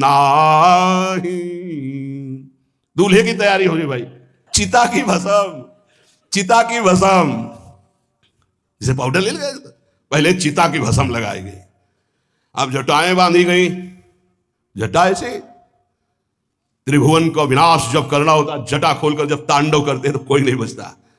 जटाकटा संभ्रमं भ्रमण निलंप निर्झरी बिलोलवी चिवल्लरी विराजमान मूर्धनि धगत धगत धगत जो ललाट पट्ट पावके। तीसरा नेत्र मानव विश्व का विनाश करने के लिए उसे पटबंद किए हुए विशाल जटाएं। जटा का तो मुकुट सवाल आ गया, अब जटा बंधे काहे से? सांप, ये मुकुट सांप, और कुंडल करिया और भूरी भी थी। हाँ, सोने चांदी के लिए डंक मार दे तो बेहोश हो जाओ ऐसे। पहिरे ब्याला, बाजूबंद छोटे फण वाले, है कोई पनिहा कोई दुमहा ऐसे, और ऐसे जनेऊ वासुकी नाग, गले के माला भगवान का विभूत, ऐसा स्वरूप है। और शेर की छाल नीचे, शशि ललाट, द्वितीय का चंद्रमा, शशि ललाट, ये मुकुट द्वितीय का चंद्रमा, सुंदर सिर गंगा, भगवती गंगा, फवारे ले उठते जटा के बीच से गंगा जी। नयन 3, माथे वाला बंद है, 2 खुले हैं। उपवीत भुजंगा, जनेऊ वासुकी नाग, गरल कंठ, नीलकंठ विषयां रोके हुए, और मुंडों की माला, हाथ में त्रिशूल, डमरू बंधा हुआ, नंदकेश्वर पे सवार। बोले ऐसे दूल्हा के लिए दुल्हन तो त्रिभुवन में नहीं मिलेगी, ऐसा दूल्हा दुल्हन का मिलेगी। अच्छा, दूल्हा सज गया, ब्रह्मा जी ने देखा, बोले महाराज आगे आपकी सवारी। नारायण भगवान उनके चतुर्भुज पार्षद, शोभा सुगंध सौरभ, आगे गरुड़ पे सवार, पीछे हंस पे सवार ब्रह्मा जी अपना परिकर, देवराज इंद्र, भगवान विष्णु जी दूल्हे की तरफ देखे, बोले महाराज विष्णु कहा अस बिहसी तब बोल सकल दिशराज, बिलग बिलग होई चलो सब निज निज सहित समाज। कोई भी दूल्हे के पास मत फटको, पीछे रहने दो, सब अलग अलग समाज चलो, नहीं पानी नहीं मिलेगा हिमालय के अगर आगे ये हुई तो। अब तो वर अनुहारी बरात न भाई, हंसी करहियो पर पुरजाई। नारायण ने कहा कि दूल्हा के अनुरूप ही हम सब बराती नहीं भैया, दूल्हा सबसे पीछे, सब बराती क्रम से पहले हम, फिर ब्रह्मा जी, फिर देवराज इंद्र, ऐसे सब। भगवान शिव ने कहा तुम अपने पार्षद सब लिए हो, तो हम बुलाते हैं। श्रृंगी निकाली, जे ही बजाया तो भगवान शिव के पार्षद आ गए। शिव अनुशासन सुनि सब आए, प्रभुपद जलद शीस दिन जय हो महाराज की आज्ञा करो। अरे बोले विवाह हमारा बहुत दिलों से आओ। भुचप्पा जैसे देखो ना, अगिया बैताल, हाँ अब कैसे शिव के बराती हैं, जरा ये आगे पार्टी तो निकल गई बंदनी।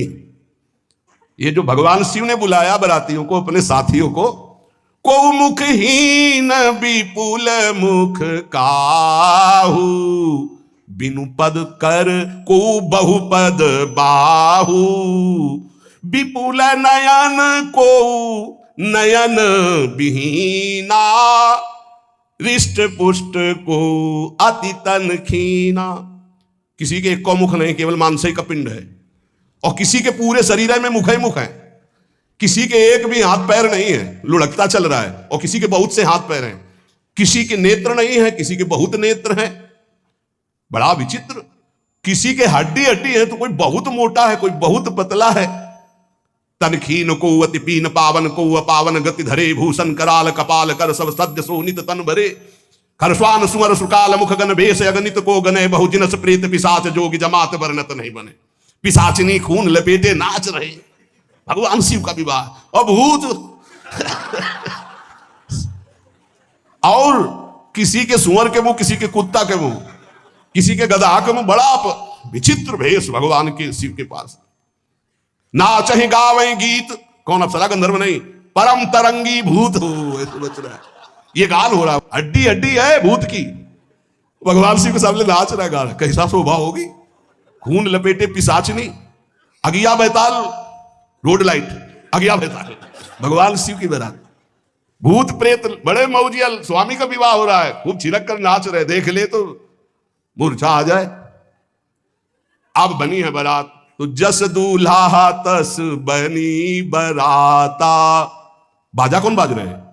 कोई गाल बजा रहा है, कोई मुंह बजा रहा है, और बैंड थोड़ी बज रहे है, कोई चीख रहा है। तो जैसे अलग अलग नहीं, तुरही बज रही है, वहां कोई बाजे नहीं, सब भूत है, भूत प्रेत पिशाचिनी ऐसे स्वर निकल रहे हैं। अब भगवान श्री चले नंदिके पर सवार होकर, जस दूल्हा तस बनी बराता।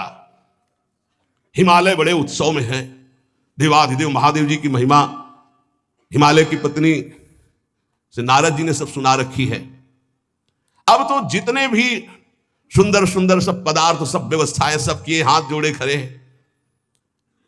जगदंबा जहां विराजमान है, वहां सिद्धियों की कौन सी कमी है?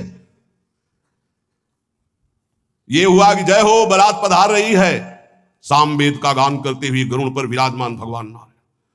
सब हिमालय वासी ओहो धन्य है, धन्य, यही दूल्हा है, बाराती है। तो दूल्हा तो भी बहुत सुंदर होंगे, सब देख के लुभायमान हो गए, नारायण परिकर सब। पीछे देखा हंस पर सवार भगवान ब्रह्मा जी, चतुर्मुख वेद सब। दूल्हा पीछे, गांव के नगर के लोग है ना, ये दूल्हा नहीं, सयाने लोग कहते हैं दूल्हा, दूल्हा तो ये तो ब्रह्मा जी है, देवराज इंद्र, ये दूल्हा नहीं नहीं नहीं, ये दूल्हा नहीं, ये दूल्हे के बाराती है। वो गजब, इतने सुंदर दूल्हे के बाराती, तो दूल्हा तो फिर बहुत हृदय में आनंद है, उत्साह है। नगर की बालक बालिकाओं नौवधुओं को ऐसे देख रहे, दूल्हा कौन है, ऊपर से चले। जब सब निकल गए तो बहुत हृदय में आनंद था कि अब दूल्हा के दर्शन होंगे। जो ही दूल्हा की पार्टी आई, शिव समाज जब देखन लागे, भीतर ही चले बाहन सब, जितने अगवाली कर ले आए थे, धोती संभाल के जान बचा के भागे। जो बड़े बूढ़े थे, जो महिमा सुने थे, वो धरी धीरजू ताहां रहे सयाने, बड़ी हिम्मत करके रुके कि शिव हैं। लेकिन जो नौजवान बालिका, बालिकाएं, बूढ़ी, नौबहुएं, ये को वहां मंगलाचार में नहीं टिकी, सब अगवानी भाग पड़ी। धीरज धर करके बालक घर में पहुंचते, जवान पहुंचते, बहुएं, क्या क्या बात है, तुम लोग भयभीत क्यों हो गए? कोई घटना घटी क्या ब्याह में? कहीं काह कही जाई न बाता, ये जमकर धार की धो बरियाता। बारात है, यमराज की पूरी सेना आ गई है भैया। दूल्हा देखा, देखा कैसा, बोले बरु बौराह बस असवारा, ब्याल कपाल विभूषण छारा। देखा है दूल्हा, बरु बौराह, बरु बौराह, बावरा है, क्यों? बैल पे सवार है, सांप की माला पहले, भस्म चिता की लगाए, मुंडों की माला, अरे पूछो मत, ऐसा दूल्हा। दूल्हे के सरितन छार, ब्याल कपाल भूषण, नगन जटिल भयंकरा, संभूत प्रेत पिशाच जोगिल विकट मुख रजनी चरा। जी के लौट के बता रहे, भाग्य मनाओ, जो जियत रहा है बारात देखत, पुण्य बढ़ते ही कर सही। जिंदा लौट आए, बड़े पुण्य समझो, जो बारात देख ले जिंदा रह जाए, बड़े भाग्य तिनके। देखी सो उमा विवाह घर घर बात सब लड़कन, सबने कहा कि अगर दूल्हा को बाराती को देख के जिंदा रह जाए तो विवाह देख पावेगा, मतलब जिंदा नहीं रहेगा। जो बड़े बुजुर्ग थे वो समझा रहे हैं, देखो भगवान शिव हैं, उनकी समाज है, सबको वास दिलाया गया। अब आरती करने के लिए, सुमंगल गाने के लिए नवीन नवीन स्त्रियां पार्वती जी की माता के साथ आ रही हैं। मैना, सोने की थाल है, बड़ा आनंद है दूल्हा का प्रथम दर्शन। और आरती लेके जे भी देखा दूल्हा को, यही दूल्हा है, हाँ। भारी रोष पैदा हुआ कि नारद जी ने बर्बाद कर दिया हमारा घर, हमारी बिटिया सूखे पत्ते खा के इसके लिए भजन करती रही। मैना जी ने पीछे मुड़ के देखा, एक भी नहीं स्त्री थी, अकेले थाली लिए खड़ी थी। लौट के आई, उन्होंने कहा कि सब भाग्यों पड़ी, बोले प्राण बचाए, ऐसे ऐसे करिया फुसकार रहे थे। कोई थाली पटक दी, आरती की गई, पार्वती जी को गोद में बैठाला और रोने लगे। बिटिया ऐसे के लिए भजन किए हो, ऐसे के लिए तपस्या किए हो? आंसू भर के कहा कि विधाता की बुद्धि मारी गई, जिसने तुम्हारी जैसी सुंदर कन्या, वो ऐसा बावरा दूल्हा, ये संयोग रचा है, बुद्धि खराब हो गई ब्रह्मा की। कस कीन बरु बौराह विधि जय तुम्हें सुंदरता। त्रिपुर सुंदरी भगवती पार्वती जी, अरे जो फल लगना चाहिए कल्प तरु में वो बमूर में लग रहा है। ये आज वही दिल उत्सव, ब्याह का उत्सव भगवान सिंह। अच्छा तो मेरा निर्णय सुन लिया जाए मैना जी का, अगर मेरी बात नहीं मानी गई तो हिमालय के शिखर से अपनी बेटी को लेकर गिर के आत्महत्या कर लूंगी, ब्याह नहीं होने दूंगी, फाइनल। तुम सहित गिरते गिरो पावक जरो, आग में जल जाऊंगी अपनी बेटी को लेके, समुद्र में डूब जाऊंगी, लेकिन ऐसे बोरे बोरा जो ये बर है इसके साथ ब्याह नहीं होने दूंगी, पक्का। सब रोने लगी मैना जी का आदेश सुनकर। मैना जी कहती हाय मैंने नारद जी का क्या बिगाड़ा था, नारद कर में काह बिगाड़ा, भवन मोर जिन बसत उजारा।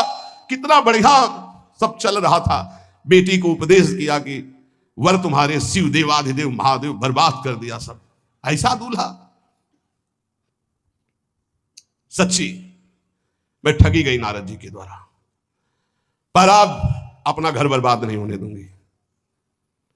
क्या जाने नारद जी बेटी का प्रेम क्या होता है, बांझ कभी प्रसव की पीड़ा जानती है, क्या जाने बाबा जी है हमारी बेटी हो ऐसा दूल्हा। जब देखा कि मां बहुत गुरुदेव को उल्टा सीधा बोल रही है तो उन्होंने कहा माता विचार पूर्वक, जननी ही बिकल बिलो की भवानी, बोली जुत विवेक मृदुबानी। मां विचार पूर्वक, तुम क्यों ऐसा आलाप कर रही हो, अगर मेरे भाग्य में ऐसा पति लिखा है तो तुम टाल नहीं सकती। कर्म लिखा जो बाउर ना हो तो कत दोष लगाई का हो, तुम सन मिटे की विधि के अंका, व्यर्थ ले हो जनि मातु कलंका। मां मेरे भाग्य में ऐसा ही लिखा है, आप व्यर्थ में क्यों रो रही। जब पार्वती जी की ऐसी करुण बात सुनी तो सब स्त्रियां रोने लगी, विधाता को दोष लगा रही। नारद जी के पास हिमालय गए, बोले हम तो संभाल लेंगे, घर में सब गड़बड़ हो गया। अरे इनको समझाते कि ठीक से आते, कैसे आए हैं ये, जैसे विनाश कर ले आए हो। अरे ब्याह कर ले आए, घर में सब बिगड़ गया, मैना बिखर गई, ब्याह बंद, अब नहीं होगा, संभालो जाके। नारद जी गए और जाकर के मैना को कहा देखो ये इनका बाहरी रूप है, ये जो आपके यहाँ पार्वती के रूप में जन्मी, ये नित्य इनकी अर्धांगिनी सती है जो यज्ञ भवन में शरीर छोड़ करके आपके यहां जन्मी, ये इनकी नित्य संगिनी है, आप ऐसा शोक मत कीजिए। नारद जी विविध प्रकार से माता को समझाया, इनके द्वारा एक भ्रम हो गया था तो इनको शरीर त्यागना आवश्यक हो गया।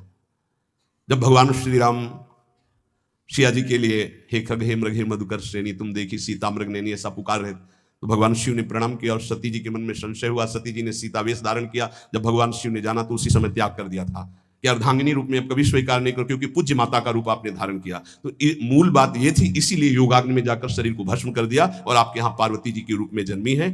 जब नारद जी ने बताया कि आप बिल्कुल धैर्य रखिए, भगवान शिव का वैभव आपने देखा नहीं, ये इनका बाहरी रूप है, समझाया मैना को तसल्ली। बोले अभी दूल्हा रूप आपको दिखाते हैं, आप चुप रहिए।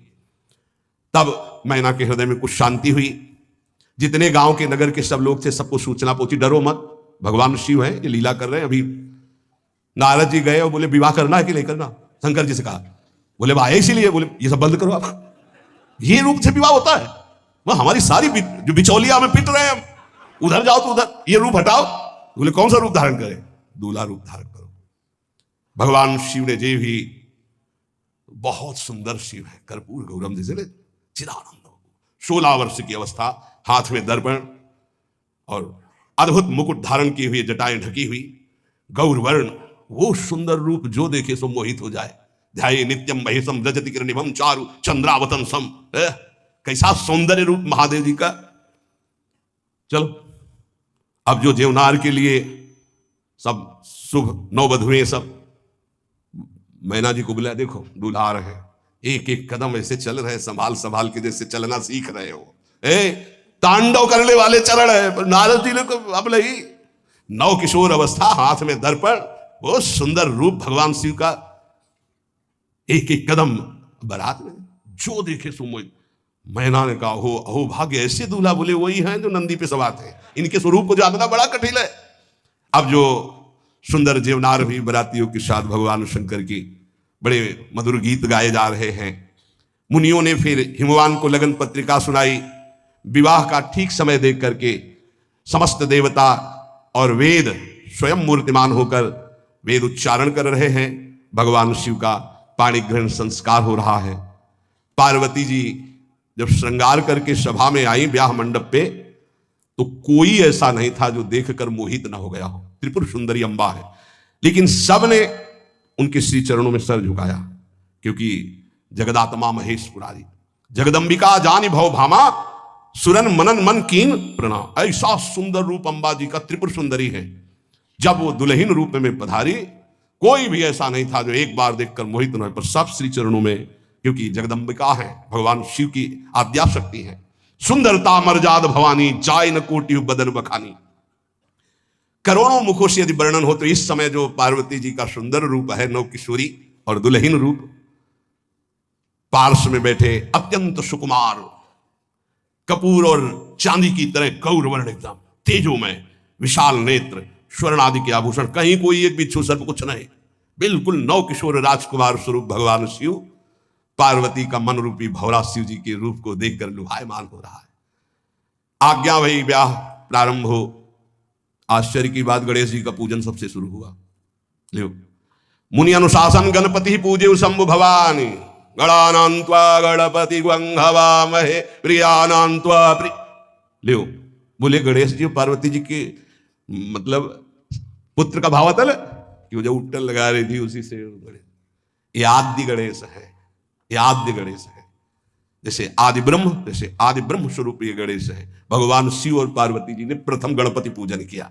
मुनि अनुशासन गणपति ही पूजे शंभु भवानी, को सुनि संशय करे जनी, ये अनादि जी जान, कोई संशय मत करना कि वो पुत्र है जो पार्वती जी से प्रकट हुए। बोले नहीं, ये अनादि गणपति का पूजन हो रहा है जो ब्रह्म गणपति है।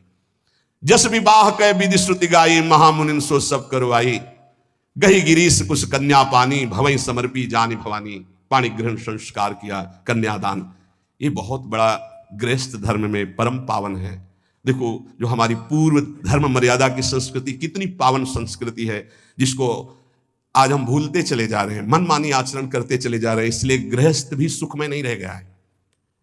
गृहस्थ अगर धर्म के अनुसार हो तो उसको परम पद की प्राप्ति होती, परम मंगल होता है। बहुत, ये जो हमारी धर्म मर्यादा है बहुत सुख देने वाली है, लेकिन इसका प्रतिदिन उल्लंघन ही होता जा रहा है। न माता से मतलब, न पिता से मतलब, मनमानी आचरणों से मतलब, जो मन जैसे आवे वैसे बहे, ये हमारी धर्म मर्यादा। देखो स्वयं भगवान कैसी मर्यादा है, पानी ग्रहण कर रहे हैं, कुछ जल मंत्र, ब्रह्म ऋषि साक्षी, फिर पानी ग्रहण। पानी ग्रहण जब कीन महेशा, ये हर से तब सकल सुरेशा। वेद मंत्र मुनि बर उच्चरही, जय जय जय शंकर सुर करही। बाजही बाजन विविध विधाना, सुमन वृष्टि नभ भय विधि नाना। जिस समय पाणी ग्रहण भगवान देवादिदेव महादेव रंबा पार्वती का हुआ, समस्त देवता मुनिगण वेद मंत्र उच्चारण करते हुए जय हो जय हो जय हो, विविध बाजे बज रहे, पुष्पों की वर्षा हो रही। हर गिरजा कर भयउ विबाहु, सकल भुवन भरी रहा उछाहु। भगवान शिव और पार्वती जी का विवाह संपन्न हुआ। बहुत कुछ श्री चरणों में भेंट रख करके हिमांचल ने प्रार्थना की, प्रभु आप तो कृपा के समुद्र हैं, अगर मेरी पुत्री से कभी कोई गलती हो जाए तो क्षमा करना। नाथ मामम प्रांशम ग्रह किंकरी करेहु, क्षमेउ सकल अपराध वही प्रसन्न वरदेव। हे शिव, आपसे एक ही प्रार्थना है, मेरी पुत्री अबोध है, कभी कोई गलती कर दे तो हे नाथ मैं क्षमा चाहता हूं, मेरी पुत्री से कभी आप रुष्ट मत होना। बहुत प्रकार से भगवान शिव ने उनको आशीष दिया, ढांढस बंधाया। फिर भगवान शिव और उमा आनंद पूर्वक कैलाश पधारे। चरित सिंधु गिरजा रमन, वेद न पावहि पारु। बरने तुलसी दास किमि, अतिमति मंद गंवार। कह रहे भगवान शिव की महिमा को तो वेद नहीं पार पा सकते। गोस्वामी तुलसीदास जी कह रहे मैं भला उस महिमा को कैसे गा सकता हूं, मैं तो गवार बुद्धि का हूं। भगवान शिव और माता पार्वती जी आज भी अब भी कैलाश में विराजमान है। हर गिरजा विहार नित नयऊ, यही विधि विपुल काल चले गए हो। भगवान शिव और पार्वती का जो मंगलमय विवाह सुनेगा, भगवान के चरणों में प्रीति, समस्त पापों का नाश होकर हृदय की निर्मलता, हरिहर में प्रीति निश्चित प्राप्त होती है। क्योंकि परम वैष्णवाचार्य, परम बोध संपन्न जगत गुरु भगवान शिव की लीला हृदय के अहंकार को मिटाती है। ये अहंकार के अधिष्ठात्र देवता है भगवान शिव, और जब तक अहंकार रहता है तो हरि के चरणों में या प्रियाजू के चरणों में प्रीति नहीं होती। सुनहु राम कर सहज स्वभाव, जन अभिमान न राखे काहू। तो भगवान शिव जिस पर कृपा करते तो अहंकार का अपहरण कर लेते हैं और दैन्य भरी भक्ति हरि के चरणों में हो जाती है। इसीलिए भगवान श्री राम अपनी अयोध्या वासियों से हाथ जोड़कर कहा, और एक गुप्त मत सबई कहो कर जोरी, शंकर भजन बिना नर भगति न पावे मोरी। भगवान शिव और पार्वती का ब्याह संपन्न हुआ, आज भी कैलाश में नित्य विहार करते हुए विराजमान है। ऐसे उनके चरणों को प्रणाम करके अपने आराध्य देव के चरणों में प्रीति मांगते हैं। नमः पार्वती पतये हार हार हार महादेव। जय जय श्री राधे।